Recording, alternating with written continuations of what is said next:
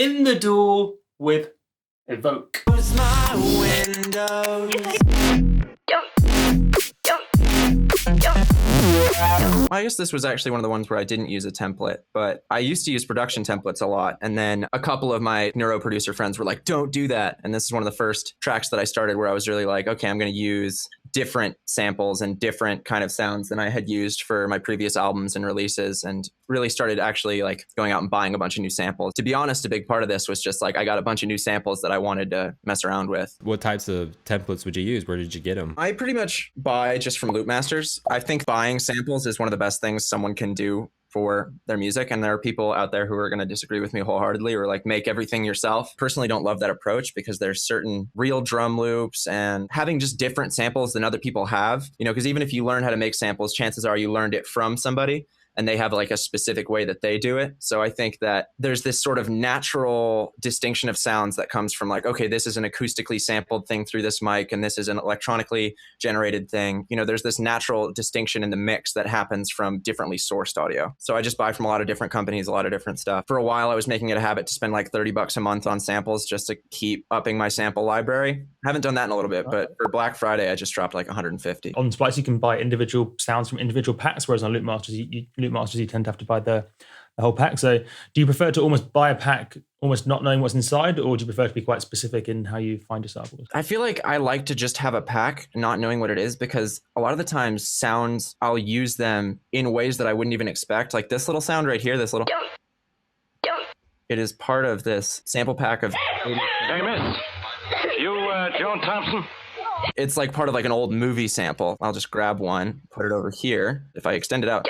Are you Joan Thompson? Are you the cigarette girl on the boulevard? Like it's not at all what you would expect or what you would ordinarily use that sample for. But for me, it's like I almost like having this challenge of taking audio that I have no idea what to do with and making something completely different out of it. Like I think there's another sound in here, just a percussion sample that I've like warped and twisted. That's just like tom sound that's been processed and processed and processed. So that you can actually see here, it says HD perk 66. We can actually just find that.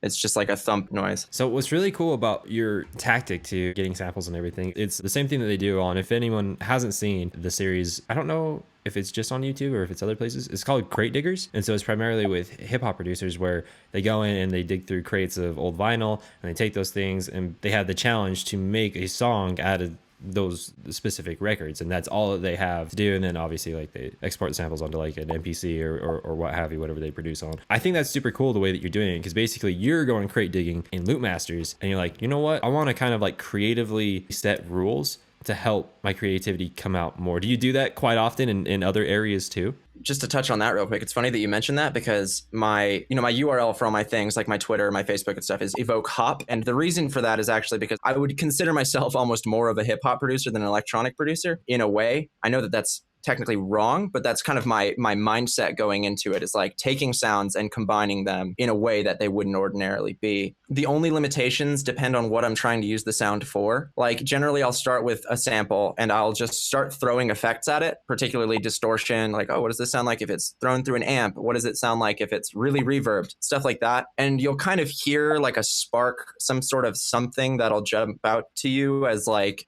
oh, that would be a cool way to use this sound.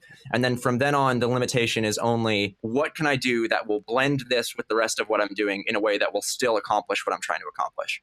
So kind of once I get the sounds in there, it becomes much more utilitarian. I'm a huge sound design guy, so the sound design in this has been intriguing me for weeks, ever since I've been listening to it. So I guess you would call it a Reese bass, right on the downbeat of the drop. Would you say that's a Reese bass? Yeah, that's a Reese, I would say. Cool. Yeah, that one. What we got going on there? That's really interesting to me. It's pretty familiar to most people that you want to have like a sub and you want to have like your actual texture. And there's different ways to do that. Like obviously in Serums or something, you can just route the sub directly out. When I made this, I didn't even have Serum and I just got it. So I'm very new to that. And I'm very fond of using Operator. So kind of my sub is just this sound, which is not just a sub. Like it's got saturation, more saturation, distortion, filtering, multiband compression, all sorts of stuff just to fatten it up. Like I can actually demo real quick. Now, like without any of this stuff. It's just a sub, you know? something kind of fat. Got like a little bit of modulation from FM. I don't know how much you know about operator, but what's really nice about FM synthesis is that it, rather than stacking sounds on top of one another to create something, it sort of modulates the initial waveform with additional ones. So you don't ever have to worry about kind of a noise floor where different waves are canceling each other out and you would start getting phase cancellation issues. With FM, it's like there's no phase cancellation at all. But that's the sub. And then I think this is just like, yeah, so that's just the texture, which is a saw, modulated by a saw, modulated by a saw. So it's just a lot of saw going on. Most of the movement in it comes from this second oscillator right here. Like without that, it's just, that's what kind of gives it the textural movement. So I made the bass like the sub, and then I duplicated the patch, and I'm very much like a laissez-faire devil-may-care producer where like I just duplicate stuff, and if I don't like it, I don't even like delete it or get rid of it. I just leave it on there in case I want to turn it back on later. So lots of this stuff, like I don't think this erosion ever actually affects this sound. It does some stuff up here. It's the same one. So like this is the same sub. You can see this auto filter opens up to kind of let in that high end. And then this erosion right here, it's the same one. If I max that out, you'll hear it adds like this. Like it's mostly just that really high end, very top end sparkle, just to kind of give some texture to this part here because it's kind of stacking up with this sound, which is another Reese also made an operator. And this one, I was bummed because it was already flattened down audio. And I thought I had made a point of saving it before I flattened it, even just for my knowledge, because I think it's one of the better Reese sounds I've made. It's like very almost Noisia-esque. I know that there was a saw, and I know I used Isotope Trash 2, which is kind of my go-to distortion because it's got the multiband functionality, although I don't use it as much as I used to, except just kind of as a sub-isolation thing. Are you programming custom presets in Trash 2 or using the presets included? I modify stuff. So I go to a preset and then you can obviously like drag stuff and make it more ridiculous. And there's lots of easy ways to modify stuff. It's basically like you just find a template that is close to what you want and then you modify it. Usually like the best strategy that I've found is you push it until it breaks and then dial it slightly back. And that's like how you get kind of the craziest sounds is you push it until the system doesn't even know what it's doing and it's like generating crazy audio and then you just like pull it back just past the brink of that. Because if we just push this like a little harder, it might give us some trouble. Like it starts to hit the reverb there, whereas like just barely there, it's like you still have a reverb tail, but it's not as bad. When you were producing this, after you did your sound design and everything, and you going in and actually sequencing the bass, how did you go about doing that? Did you just fill it, or did you have some type of formula like, all right, I want it to hit on the downbeats and then I also want it to hit over here? Or is it just like, I don't know, I want to try here and then I want to try here and then I want to try here? I think it's really easy to overcomplicate that stuff, frankly. Like this is on paper one of the simplest bass arrangements, like 2, 3, 4, you know, 1, 2, 3, back, 1, 2, 3, effect. It's just call and response. It's like very basic call and response. I think that's kind of one of the more useful tactics in especially drop sequencing is call and response. Like there's the call and response between like that sound and this Reese, where it's like you have the two things playing against one another. But I think that for me, it's always very important to keep a rhythmic motif in a drop. Like I think it's very common, especially as your sound design gets more and more intense. I think it can become really easy to just kind of have it be this very scattered, like you're just going from one thing to another thing, back to the first thing. And there's no like kind of rhyme or reason to it. I feel that way about some of my older work is that like it's very easy to just get lost and not know what you're doing. And especially a lot of people are doing more generative sound design where they'll just set parameters and then render out like a minute-long clip and then just like scan through it to find stuff that they like. The reason I don't do that is because it makes it hard for me to find a motif, because it's like, for example, this sound, I just changed, I think, the pitch of this to make the other one. Like they're very, very similar.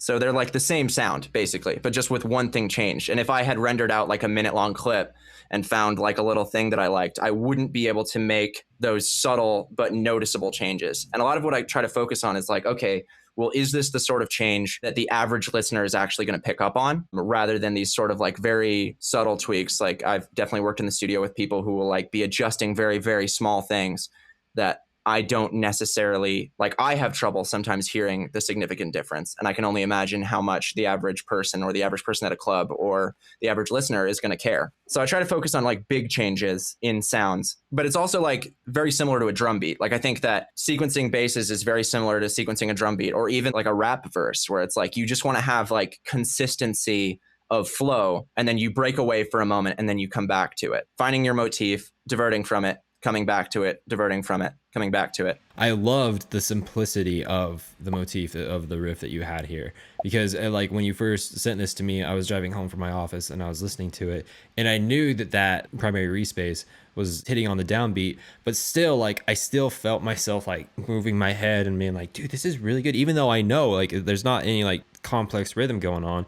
It felt really good. So it really helped enforce me to remember complexity doesn't always mean good. The feeling that we get with music that evokes those like, oh man, moments, there's no formula to it. I think a big part of that is that like, if we just listen to just the drum track here, like that's pretty basic. But then like halfway through, all this percussive stuff comes. There's this stuff. If you solo it by itself, it almost just sounds like a hoedown. Like, but it's all these little things, I think, that really give that kind of like head bob, you know, where a lot of producers, especially sort of dance music producers, would have just maybe stopped with,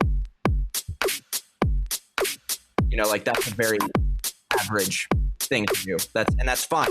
But to me, it's like, give me that extra like bass, give me that Mississippi where it's like, theoretically someone could actually be playing it, you know? Do I see lots of sidechain compression things happening there? Oh, yeah. It's been a little bit since I opened this up. It's probably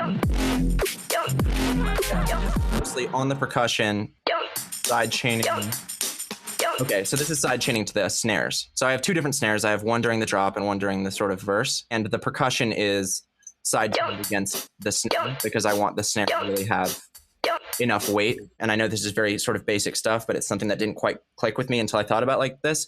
Like your amount of room that you have in your song is finite. You know, your ceiling is finite. So basically the only way to make something louder is to remove everything else that's underneath it so it can take up as much space as possible. It's more like filling a cup than turning up the volume, because like obviously whatever system the person is on, they can turn it up as loud as they want. But like the amount of space you have is finite. And I think that that's really important to remember. So if you want your snare to be louder, you need to make sure that there's nothing else playing at the same time, because you only have so much space to fill. I always do two separate side chains for the kick and the snare on most things. Like this is just on my synth group. Like you can see there's like multiple side chains going.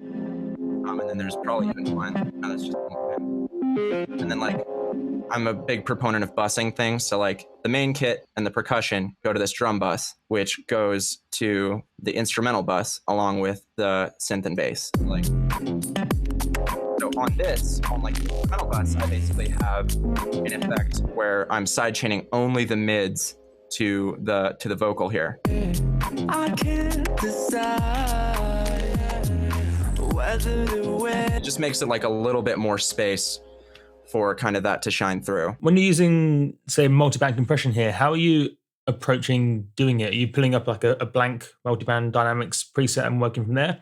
Or are you taking a preset and then sort of like kind of dialing it from that position? I tend to focus on stuff where like if I notice there's a problem, I fix it. But if I don't notice there's a problem, I'm not necessarily gonna super adjust stuff. With this multiband dynamics, it's literally like whatever Ableton's basic thing is. I just threw it on there, side chained it to the lead vocal, and then just adjusted this bit until it was giving me the amount of gain reduction that sounded good to me. And I didn't really toy with the attack or release. I didn't toy with the crossover points. It was just like, as long as it's accomplishing what I want it to accomplish, I'm not liable to fuss with it. I think my mixes sound pretty good considering that. I think that a lot of people really overestimate the significance of the difference between 10 and 15 milliseconds on the attack of a compressor, where like audio professionals won't necessarily hear the difference. And I think that people really love the DIY thing. They love to think like, oh, I dialed this in. But it's like I said, I'm very utilitarian about it. Like, is it accomplishing what I want it to accomplish? If not, then I fix it. But if so, I don't need to mess with it anymore. I'm extremely intrigued into your vocal processing. For those who don't know, this is Evoke's voice. He has an amazing voice. But let's go into, if you're comfortable with that, let's go into the processing that you have for your lead vocal, because it sounds very, very clean, very good. I actually recorded it this morning. The demo vocal I had in there sounded real bad. I shouldn't have gotten involved. So you can hear on what I've rendered out, there's involved. I think with vocals, the main thing that one wants to do is keep the dry wet as close to 0 as you can while still being able to hear the effect. So like there's a Valhalla room on this stem where I think the dry wet is at 10% and the depth on it is really low, meaning that it sounds perceivably very close to the listener. Basically what you want to do with all of your effects is make sure that nothing that you're adding is taking away from the intelligibility of the vocal. If I add an effect, like let's just do this as an example, actually. Let's say I want to put like a big reverb on this. Like I want it to be even sort of deeper in terms of a vocal sound. So that's the effect I want, but it is in the mix, like really going to overpower. Even if I turn it down to like 30, which would sound fine on like a synth. Here it's kind of competing with the lead vocal for space a little bit. So what I would probably do is take this down to like 10%. Face the divide. And now I've still got that big space, but you can still very clearly hear every word that I'm saying. I've got a send that I'm using for the tails of these. So it's like I'm soloing the stem. And it's just being sent to the send for the end of the... And that way you can add like tons of delay and like give it that really big sound without necessarily conflicting with the vocal. And you can see even, again, sidechaining is my best friend here. I've got the send that's got this ping pong delay and reverb and dimension expander and stuff on it. I've got that sidechain to the lead vocal, so it can open up everything here. It's kind of letting off. It's dipping back down. So again, it's all sort of just like you don't want to get in the way of your lead vocal. So a piece of advice that I received when I was at Icon, if someone has to take the brain power, if they have to burn brain calories to figure out what your vocal is saying, to be like, is that a vocal? What are they saying? Anything like that? You failed. You know, unless that is the effect that you are going for, you failed with things like vocals, or, you know, even if your main thing is like a guitar or a piano or whatever you want to be up in the front, let it be up in the front. You know what I mean? If you want people to focus on it, let people focus on it. Don't bring other things up there that's going to be distracting, you know? Yeah, absolutely. Well, and I think part of it, and one thing that frankly I've struggled with, especially in the past, is figuring out, like, one thing that's always bothered me about electronic music is that they'll have the soft ambient section with the vocal on it, and then they go into the drop, and during the drop there's no vocal, and then they go back to the soft ambient section. And I've always been in the mindset of like, give me the vocal on the drop, you know, like let me have the vocal with a beat. And in my head, it was always like, oh, that's so easy, but it's really not, because like I said, you have that finite amount of space, and it's, if you want something to be in front, you can't have both things in front, then they're just competing for space. You have to a certain extent, decide what you want to be in front at any particular moment. What I kind of found, and sort of the workaround to that, is that what the human ear does anyway, psychoacoustically speaking, is it makes space for the vocal. So if you do really subtle sidechain compression on other stuff, like your ears are already trying to focus on the vocal because that's what humans are supposed to do. It's the same reason that in a crowded restaurant of like 300 people, you can hear the person sitting across from you talking to you. You want to focus in on what is being said. Because of that, you can actually get away with moving stuff out of the way of the vocal more than you can get away with moving stuff out of the way of other elements, because the human ear is already doing that. So it's like you can be a little bit more dramatic with, like, I mean, I literally have the entire instrumental sidechained to the vocal, and I do that in all my tracks now. No one ever notices it unless they like see it in the track. It's very, because I mean, for one, I'm only grabbing the mids, and for two, it's just what your ear would be doing anyway. If anything, people will notice if you don't do it, because then it's like, it's akin to being in a crowded restaurant with 300 people and you can't hear the person sitting in front of you. Then your brain's like, why is this happening? Why can't I hear this? Like, this is really annoying. So it's like, because you have that finite amount of space and because it's all being mastered afterwards, you have to create that psychoacoustic effect yourself, because there's no way for anyone else to do it for you, basically. Yeah, I think there's got to be at least 10 or 12 different sidechain compressors working on this track, just for various reasons. One thing I do want to clarify about sidechain compression, and this is more of like a pet peeve of mine than anything, is that people oftentimes want to take this attack really low because they think if they don't, then the first hit of their drum is not gonna come through. But if you set look ahead, like I have look ahead right here at 1 millisecond, because of that, basically the track is being processed a millisecond before you hear it. So you can set the attack as high as 1 millisecond without that first hit being a hit at all, without it having any problems. So if you have your look ahead at 1 millisecond, you can just set your attack at 0.99 milliseconds like I've done here, and then you have absolutely nothing to worry about because the attack is going to stop right before the drum hit happens. If you push it too low, like I'll actually show you, so you can hear it's pretty transparent volume leveling right there. But if I turn it down to 1, you can hear that little pop right at the beginning. And that will actually, ironically, reduce the volume of your kick because that pop is going to be competing with your kick for space. So you're accomplishing exactly the opposite of what you want to accomplish. What you want to do is you want to get the attack basically as high as it can go without any problems. I mean, all my old tracks have this click problem because I was like, well, I want the really fast attack so that my drum hits are really hard.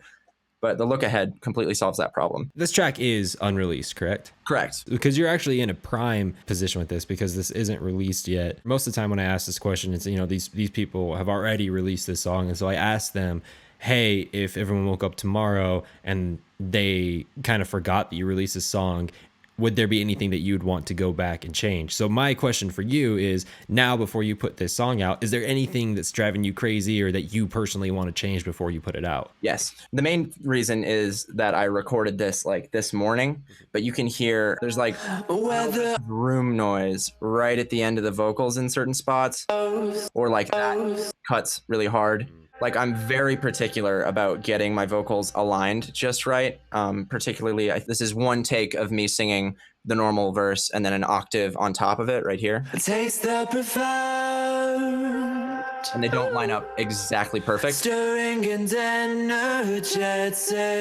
Oh, they sound pretty good. Lost in the clouds. Like right there, you can hear there's like some pitch discrepancies between the two. I have a program called Revoice Pro. This guy right here. Oh yeah, from Synchro Arts? Yep, exactly. It's basically Vocaline, which will take any sort of harmony takes and sync them up to the lead take, and Melodyne, so just for like minor pitch correction. I mean, this sounds pretty good as far as pitch is concerned, but definitely in terms of just leveling out discrepancies between takes, I think it's like a very useful tool. And then like this is still the demo vocals, like these. And you can hear like at the end, you can actually hear the sound of me clicking to stop recording right there.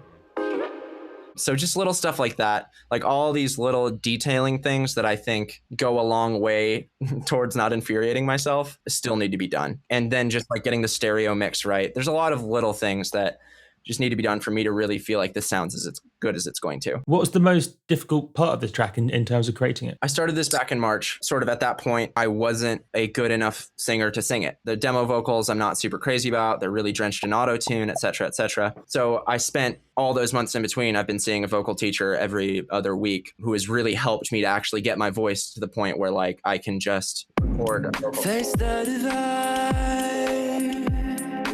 Like I'm really happy with that. I think that has been kind of the main thing, and it's taken me, the better part of a year to get my voice to the point where I'm confident in singing and well enough for this album, basically, is the main thing. As for from a production standpoint, to answer your question, probably the hardest thing has been trying to get this section right here. This section ends up having these low end things going on, but then is the bass section. I think two to gel together. Not all the way there because one of them is like very reverb intensive, but I like how that sounds. So it's just been a little bit of a pain trying to get everything to play nice. Final portion of this is, would you like our feedback on your song? Yeah, great. So kind of related to what you're mentioning about finding samples every now, like say every month or so to get you inspired. So I don't know if you've seen it before, but there's a whole category of sound called like public domain sounds that are owned by the public, so they're completely royalty free. Something that I've been having an awful lot of fun with is just literally Googling like, public domain sounds and then just kind of seeing what pops up, which can be anything from like speeches through to just people literally making sounds for fun and then giving them to the public domain, through to like tracks in every genre of music, but all like owned by the public, so you can use them in your track. And in fact, it's something that quite a lot of the biggest sample pack makers do.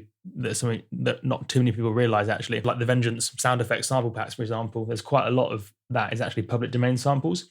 I mean, the difficulty is still then finding those good samples from the public domain, but it certainly is something I've been having an awful lot of fun with. Yeah, just literally Googling public domain sounds and then spending an evening just downloading a whole bunch of stuff, because it kind of gives you things not everyone else is using as well, because people almost overlook that, because people tend to focus on like Loopmasters and Splice and Cymatics and everything. Good idea. There's also like freesound.org, and although you do want to make sure that everything that you download there is free for commercial use, otherwise you'll maybe get yourself in hot water. So there's definitely some other resources too where you have to be very sort of cautious about making sure that you're not using copyright audio, you know. And that's something that one should always be cautious of. Like almost like how it's impossible to prove a negative, it's almost impossible to prove that a sound is public domain. You kind of got to trust that the website is actually giving you public domain stuff. So you definitely got to be a little bit cautious there. So I have 3 things I want to talk about.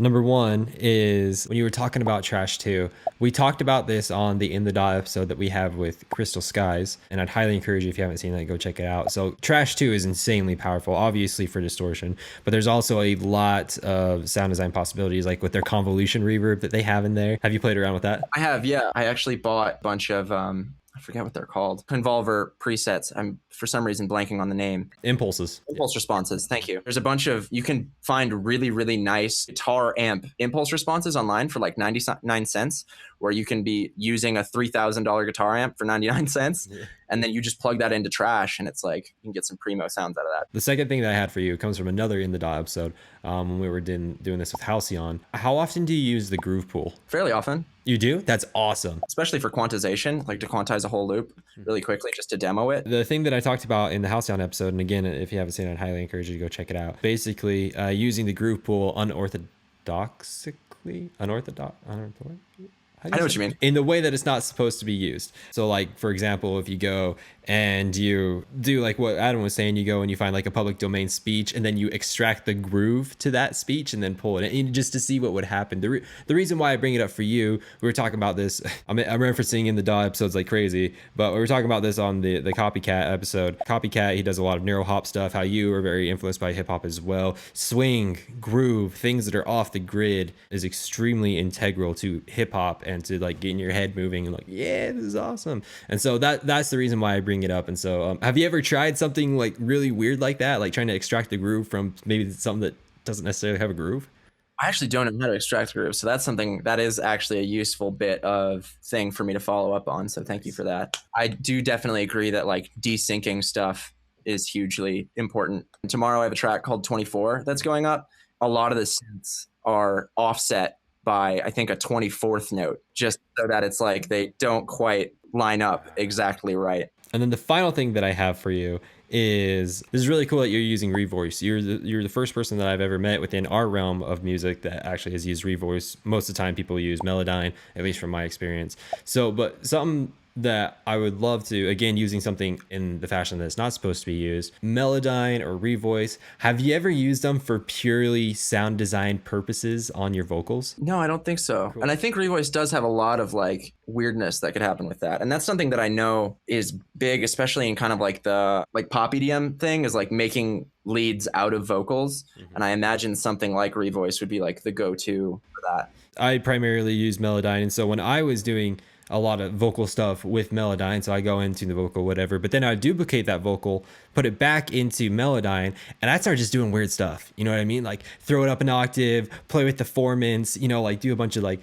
whooshes and swooshes and what have you, just to see what came out of it. And sometimes it made some really cool things that I could layer with my vocal. Sometimes it just made some really cool sounds that I wanted to use in a sound design purpose, you know, like with sequencing, maybe it came out, you know, it's like you were saying, like a cool lead. So highly encourage you to check that out, because I kind of feel like these vocal processing plugins that we have are actually extremely powerful for sound design purposes. I think you're totally right. I only just got Revoice a couple months ago, and you're right, I definitely should dive in. I think that with regards to something like that, it's so important what you start with on your track. Like if you start with the drums every time, you're going to get a very similar sound. If you start with the synths every time, it would be cool to just start by like doing vocal noodling and just like mess around and say a bunch of weird stuff and just do riffs and runs and then revoice it and then re-revoice it and then all sorts of crazy stuff like that. So that's a good idea. Thank you. Man. Absolutely, dude. Did you have a good time on this episode?